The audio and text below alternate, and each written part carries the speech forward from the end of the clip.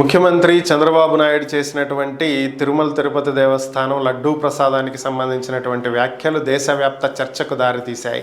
దేశవ్యాప్తంగా అనేక పార్టీల నేతలు, అలాగే అనేక దేవాలయాలకు సంబంధించినటువంటి పూజారులు, ప్రధాన అర్చకులు, అలాగే మఠాలకు సంబంధించినటువంటి స్వామీజీలతో పాటుగా అందరూ దీని మీద స్పందిస్తున్నటువంటి పరిస్థితి. దీంట్లో భాగంగానే తమిళనాడుకు చెందినటువంటి ఎన్టీకే పార్టీ అధినేత సీమాన్ స్పందించడం జరిగింది. ఈయన మాట్లాడుతూ తిరుపతి లడ్డూలో కల్తీ జరిగింది అని చెప్పి అంటున్నారు. బాగానే ఉంది. అయితే ఈ లడ్డు తిని ఎవరైనా చనిపోయారా? అలాంటిది ఏమైనా జరిగిందా? లేదు కదా. మరి ఎందుకు దీన్ని ఇంత పెద్ద వివాదం చేస్తున్నారు? ఇంకా వేరే సమస్యలు ఏవీ లేవా?